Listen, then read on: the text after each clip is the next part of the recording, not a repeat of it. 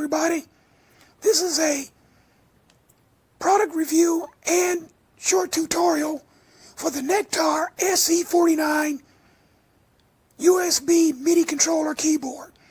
This is a nice little unit. I wanted to go with something that wasn't a full-size keyboard, so I decided, I looked at the 25-note keyboard controllers out there and everything, and I thought that was too small. And then they had some just a little bit bigger, but I said, no, that's not quite right. So I just scaled back to a 49 key unit with this Nektar SE49, and I like it. It's pretty cool. Now, I can't get the full keyboard on camera without showing these controls because I'm still kind of far away, plus the primary control labeling is over here and our controls over here. On this side, you got 0 through 9 plus an enter key, which is the highest key on the keyboard. So that's the only thing you're really missing. And I can bring up a couple photos of it so that you can see what the whole keyboard looks like. But this is a nice keyboard. It's not real complicated, so you shouldn't have a lot of problems with it.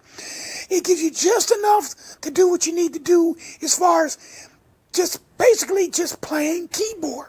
It's not a controller with sliders and dials and knobs and input pads on it that you can drum on. It's strictly basically for playing the keyboard, and that simplicity is what I was after. Plus, slightly smaller size makes it nice. But now Nektar does make the SE49 and the 61, because actually when you look at the owner's manual is for the 49 and the 61. So it's the same unit, just that the Nektar SE61 is just a little bit longer because it has 61 keys. Hence the model number 61, and the SE49, which is what you're looking at, has 49 keys on it. But it fits the space just right without being too big, and you also get a decent spread as far as your octaves go. Now, if you're a player who really utilizes the entire keyboard, this might be a little small for you. But we'll go over the octave and transpose buttons, which makes it nice because it's got a kind of nifty built-in features with that. So let's just go ahead and I'll show you the layout. Now, like I said, the numbers are over here, and then the top key is considered the enter key. Over here we have, right here in this section, you might be able to see that white line. This is our transpose buttons, and we got transpose, MIDI channel, program, track, and patch. So you can actually do some fancier DAW type work with this keyboard, and I'll show you how to do a couple things with it as far as entering beta information, because it doesn't have a display screen on it. But that's okay, because we basically just want to use this as a controller keyboard. We're not trying to get into DAW control in depth. Nektar does make a lot of keyboard controllers that do have all kinds of inputs on them and control features that you can set up and program any kind of way you want. But this simplicity is what we're after. So let's keep looking. We got a panic button right here. And there's everything on here as far as, if I say button, I'm talking about the keys, because there are no buttons except for over here. But you do have a panic key. And then you have velocity curve, octave key, transpose key, bank MSB, and bank LSB if you want to set up particular patch numbers using the keyboard. You can do that from the front of the unit. And it has a program key here, and then it has a MIDI global channel key here, and then it has a control assignment here, and then a cancel key here, so that you can input things and you can also cancel them. And as far as our controls over here, these two lower buttons are transpose down, transpose up. They can also be used for your fast forward and rewind buttons, or skip ahead, skip back function as well. The two top buttons are the octave buttons. So you got octave down and octave up. Then we have a slider over here. Right now the slider is set for MIDI volume. If I slide it all the way down, no MIDI, so you'll hear no sound from your DAW. Slide all the way up, maximum. This Nektar, one of the things I like about it too, it's got a modulation wheel and pitch bend, and they have a nice feel. Sometimes with keyboards, sometimes the modulation wheel, of course it's up to the designer, but the design on these is nice. It's got just a hint of a almost fluid feel to it, just a tiny bit of resistance, so it works nice. It's not too loose, because some modulation wheels, they have a very loose quality to them, but this one has just a little bit of resistance, so it works. It's got a nice feel to it, and it stays where you put it, no problem. Same thing with the pitch bend. The pitch bend is spring action. These are good, like a rubber coating on these here and the volume knob, so grip is nice. You can hit it and grip it real easy, and that's nice. The keys themselves, these are synth-weighted keys, so it's just a spring action, but it has a nice action. It's not too sharp of a pushback, and it's not too hard to push down, but you still have just enough resistance so that you can get a little bit of that piano type action, even though they're not fully weighted or semi-weighted keys. But they feel good.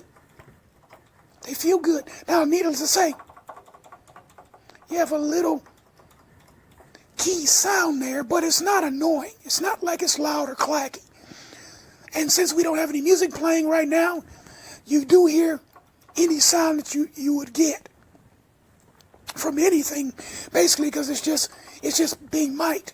Once the music starts, you're playing notes, you're not going to notice that at all, because you're listening to the music. But still, nice keyboard, good feel, good layout. I love the red. You can really only see the red if you're looking at the back of the unit. As a matter of fact, let's see. I'll just tilt it up. I'll pick it up here. And then you got some on, and it's on the sides as well. So you get a nice, it's just a nice, smooth looking, pretty keyboard. It just looks nice. Now, as you can see, I got a cable here and a cable here. Here's the USB cable.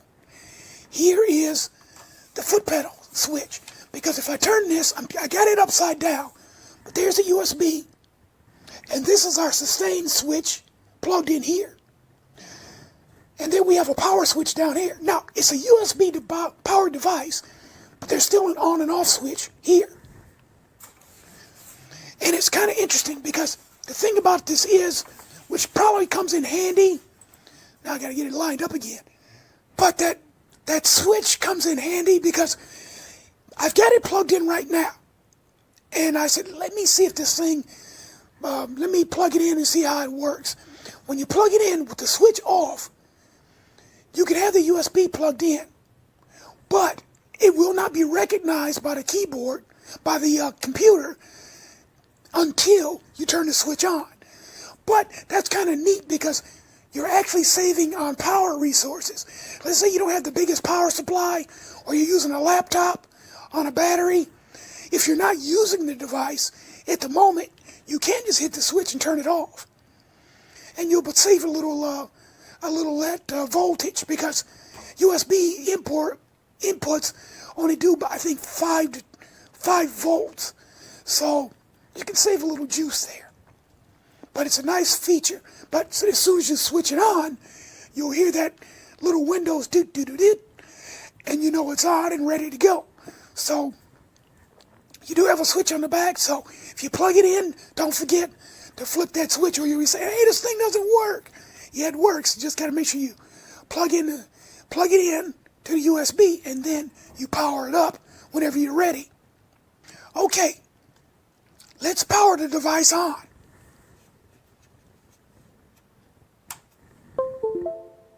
There it is. Now the unit is recognized. Even though you can't see my doll on screen, it popped up and indicated that a new Midi device had been plugged into it, and it's ready to go. Now, something else I want to make mention of with the Nektar SE49. This unit is Midi plug and play. As soon as you plug it in and I hit the switch, it automatically loads a standard Midi controller USB driver for it in the Windows software. There's no software to really set this up with as far as if just general use. Now, Nektar does have some software that you can download for specific applications with the unit if you want to do some special programming. And it also comes with a free DAW application from Bitwig. It's an 8-track MIDI sequencing software package from Bitwig, and you download that from the Nektar website. And you register your software and your unit, and you get the Bitwig software for free. So that's a nice little plus, just in case you're just starting into getting into a MIDI, or you just want to get a different kind of DAW because the one you're using may not be quite what you want, or you just want to just browse and experiment with some new equipment. As far as software goes, the Bitwig is there for free. It's part of the package when you get the Nektar SE49 and also with the Nektar SE61. My DAW software is up. It's off screen, but obviously you can hear it's there. So let's take a look at the controls over here for a minute. Let's take a listen to that modulation wheel.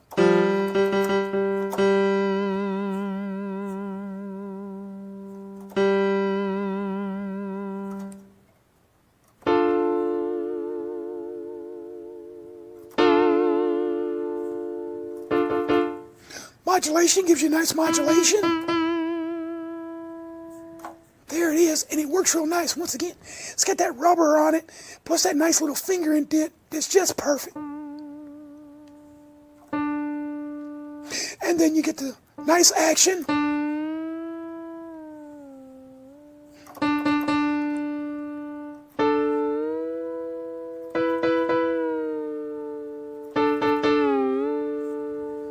So you get nice bender action off of it too. So I think you're gonna like that. Just remember your modulation. You might want to visually have them equal with the intents here. But if you do that, you're gonna get that modulation in. So just keep your modulation wheel all the way down, unless you just want everything to have modulation on it. All right, slider.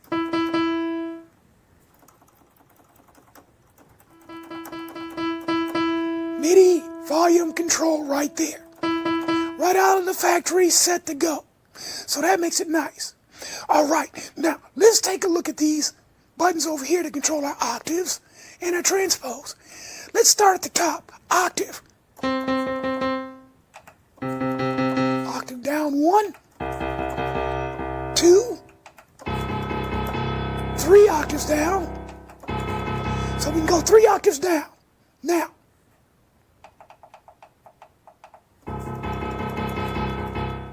if we want to come back up, we just use our octave up key on the right. And when you notice with the octave keys, once you leave the middle range, the light comes on. Because if I come over here, now we're back into the center position at 0.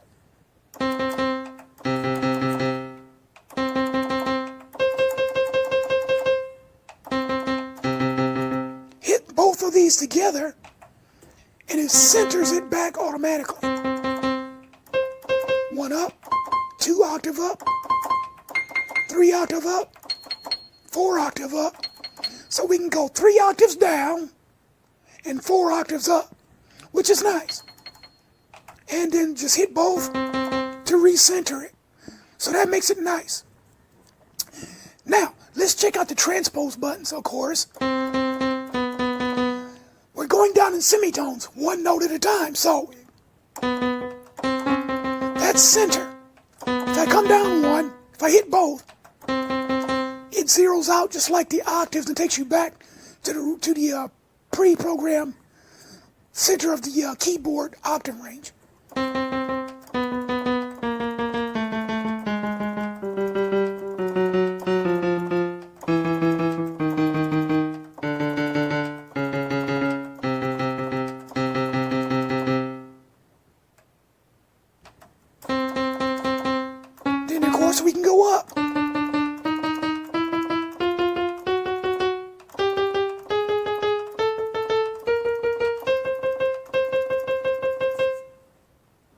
them again, and we're back into the middle.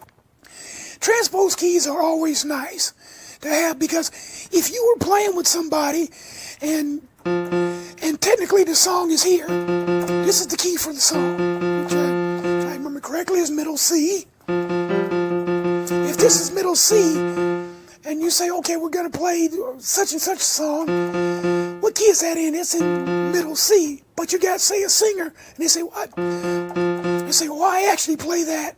I actually sing that song. I don't sing middle C. I sing it in, say, well, that's C, D, E. Let's say they sing it in F, which is here. Well, if you're not a hot player like me, trying to transpose in your mind to do that is a little difficult. For seasoned players, they can simply just say, oh, you play that and what is that, C, D, E, F. You sing that in F, no problem. They'll just automatically make the switch and just jam along. They say, oh, well, it's easy. Well, it's easy for you because you're a trained piano player. But for us rookies, novices, and just folks who just love the gear, that's a little bit of a stretch. But so C, D, E, F, and I'm right here, and I'm used to starting at C.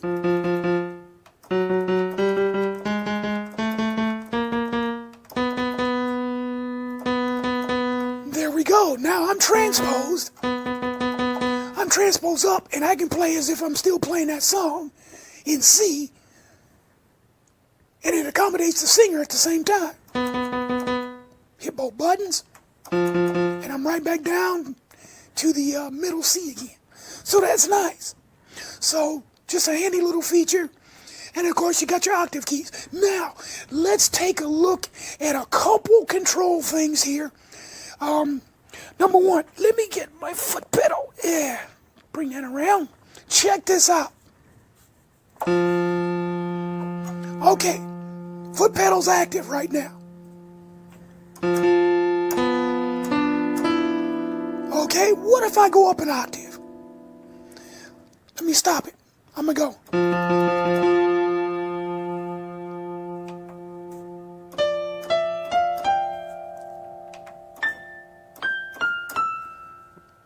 You notice something here? Watch. Let me do it again. I'll hold down the foot pedal. If I move the octave up, it doesn't change. That note rides out in that octave range. That's important because if you bought this Nektar SE49 keyboard for yourself or for anybody else as a gift, and they're a big player. They really stride around, and I've seen some people do that. They really they really play the full width of a keyboard like it's nothing to it. If you happen to be one of those people and you're playing, but you need to, and you're here, but you need to take it up an octave, you can do it.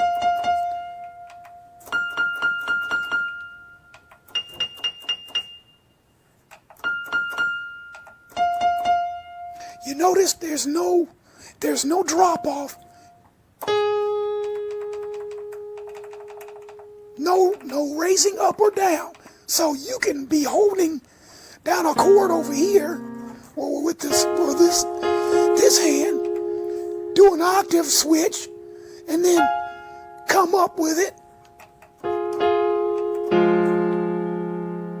Real easy. Because some people are really gifted players, and they can really move around. And they might say, this keyboard's a little small. And then you just let them know the octaves. You can change octaves. If you're playing up here for a little bit, change the octave again so that you can get those lower keys or upper keys with ease. So it's just a matter of getting used to playing like that if you need to do it like that in a situation where you only have 49 keys to work with. Because you just might be traveling. You might be doing a little gig somewhere or something like that, or just playing with friends. And you need to make that little octave switch. You can do it. And you can have a sustain pedal down, or you can be holding the keys, the notes. and go up and down all you want.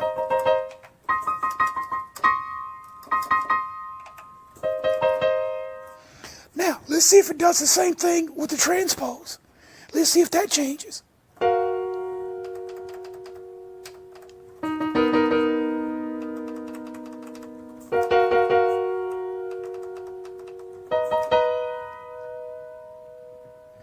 Whatever you hold down,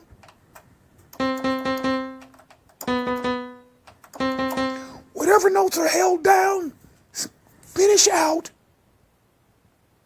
at that octave range, which is nice. That's a good feature to have in this keyboard. All right, since this is a controller, we might as well just go ahead and switch off and go into my DAW, and we'll take a look at a couple simple things, just a few things. But let me switch it up. Okay, we are now inside of my DAW. And we're on a piano, acoustic piano, channel 1. Now, check this out. When you go into your MIDI settings, right now this is set for all input devices, which works just fine. But we can see the SE49 is right there. So if I click on that, and I'll disarm the track, we got that one set. So that's channel 1. Down here on channel 2, I've got a synth sound. So I'm going to set that for the SE49. And I got that. That is now set for MIDI channel 2. I'll disarm that. But notice, now I'm hitting the key. You can't see it, but you can probably hear me. Pressing down the key. Nothing there. Now here's channel 10. We're going to go to the SE49 for that one. Now, since I've got this set for MIDI channel 1, I can play MIDI channel 1 and jam along and no problem. But what if I want to come down here to MIDI channel 2? What do? Very simple. The controls on the front of the SE49 will let us take care of that. To make that change to another MIDI channel is real simple. I just use the transpose up, octave up buttons because it says right here, it's kind of hard to see, but there's a bracket and it says setup. Hit both of those buttons together. See the flashing light? We are now in setup mode. All I have to do now is just come over here, MIDI global channel. Hold down the MIDI global channel. Pick number 2 on the keyboard. It's off camera, but it's there. I just hit MIDI channel 2 key. And then I come all the way over to the N key, hit enter. Notice the light stop flashing and I can let go of the keyboard. Now, when I go back into my DAW, MIDI channel 1, nothing. MIDI channel 2, there's our synthesizer. It's just that easy to change channel.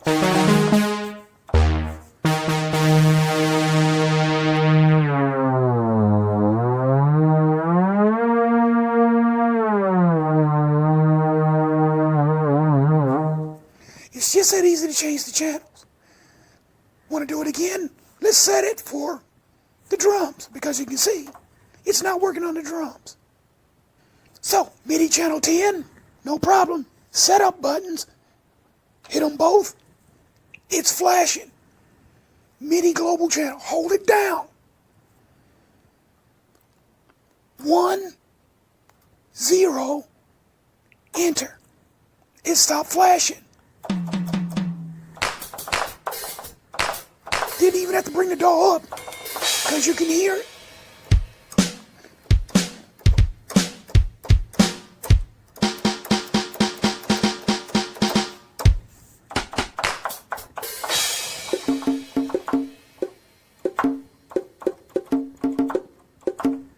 Want to go back to the piano? No problem. Setup. MIDI channel. 1. Enter. Go back into my DAW.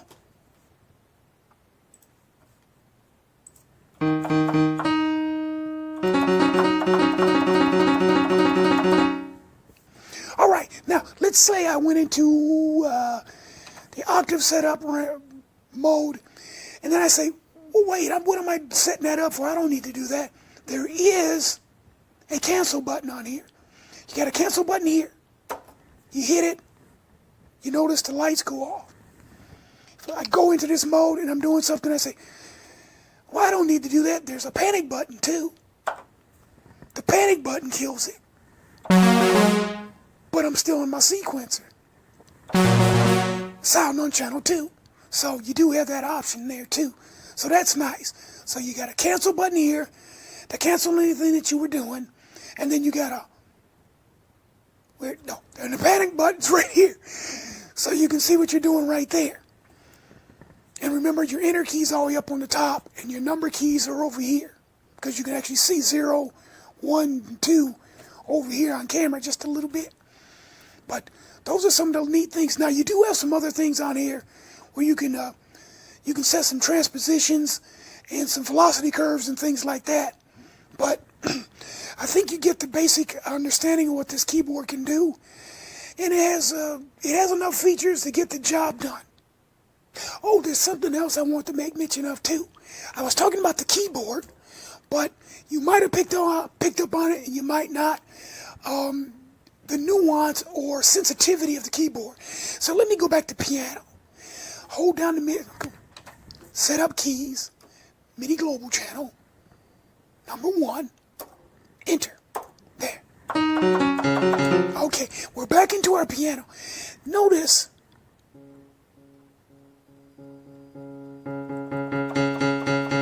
the velocity.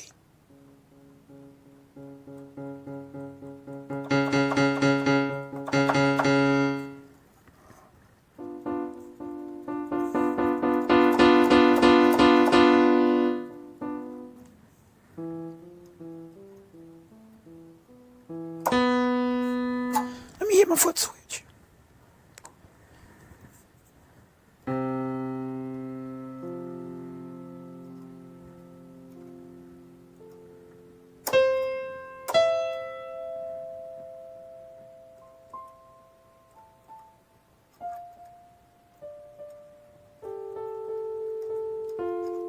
Never hit a bad chord with the foot switch on. Sustain always sounds terrible when you go.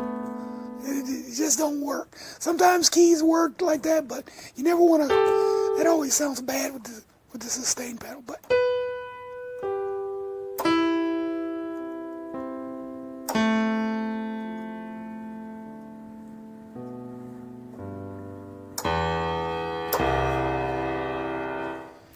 the sensitivity on this is spot on. So you can't go wrong with that. And that's what makes this unit nice. They thought about it, they put it together, tested it, and then they wrote the book for it to give you a nice little manual, because it comes with a manual. There's the SE manual, nice color. You can see that red on it. Oh, look, that red on there with that black is beautiful. But you got a nice little manual. It's only 12 pages. I know it's kind of hard to see because of the glare, but Nektar wrote a manual for this keyboard. It works great. It's got that nice little subtlety to it, to the keys. And you can go and set velocity curves if you want to. So, decent little features up here. Clearly marked on the edge over here. And then you got your numeric settings over here for the keys. Enter key on top. Everything on this just works right out of the box. Nothing fancy to set up.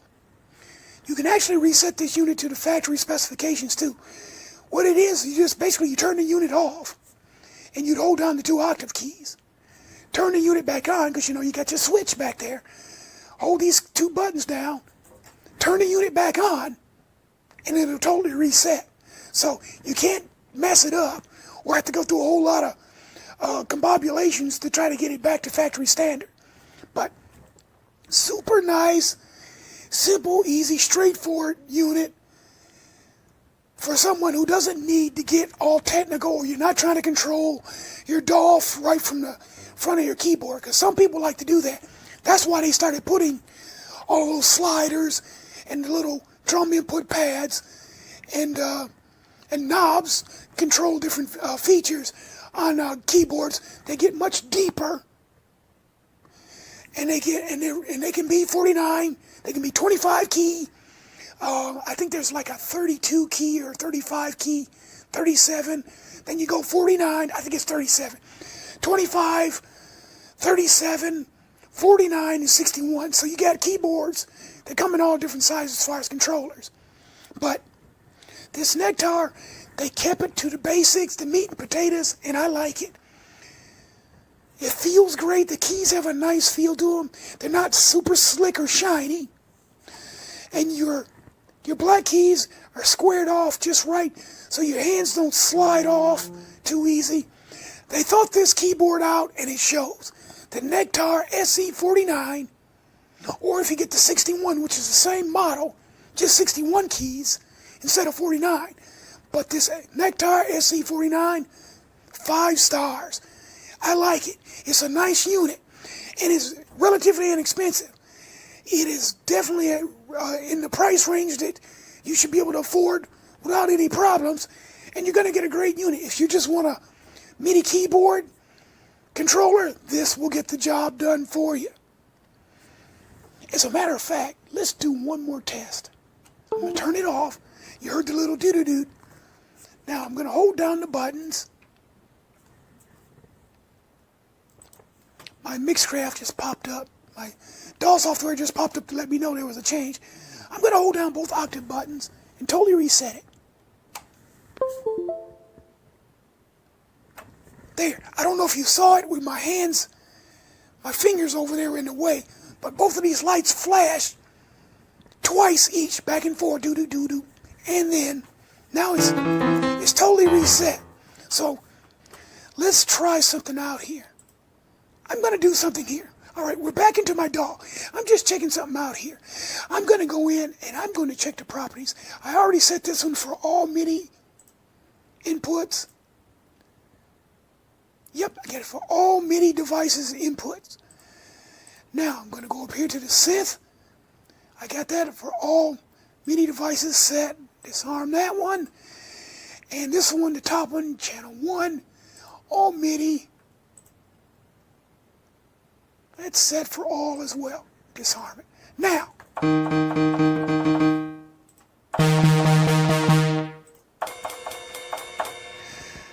I totally reset it, so we didn't even have any MIDI channels designated to be the master MIDI channel like we did earlier with the demonstration. This is just where it would be generic, right out of the box, set up, because we did a factory reset just a minute ago. And so, and this makes it nice if you want to do your recording.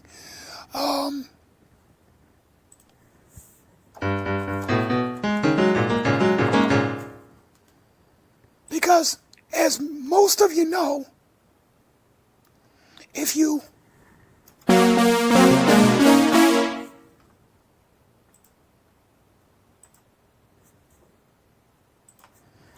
as most of you know, you can set your DAW up any kind of way you want. This is generically just setting it up, and it's just switching, and just by jumping from track to track, you can see everything stays on its own separate MIDI track. So, let's see.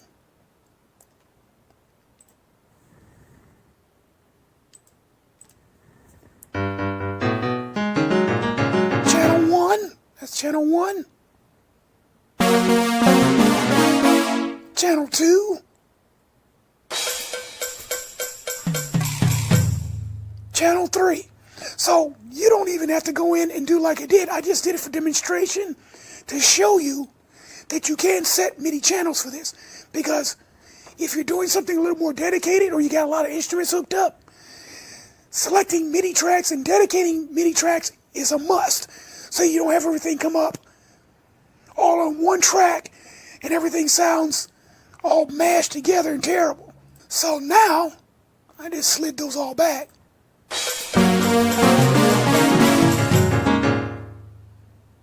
Everything is just automatically on separate tracks and separate channels because we recorded everything that way from the get-go.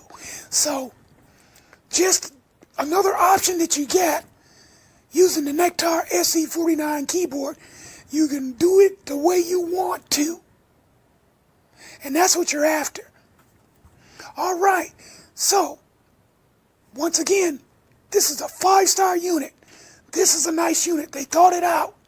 They made it look nice, nice rounded edges, the two-tone red and black, simple inputs on the back, including that USB on there, which is simple USB-B to USB-A, although it does come with its own USB cable.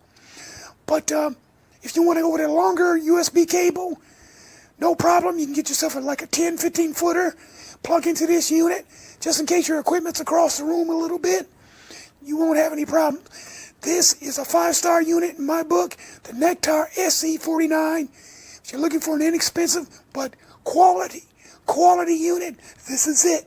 Nektar SE49, and also its big brother, the SE61 from Nektar. See you next time.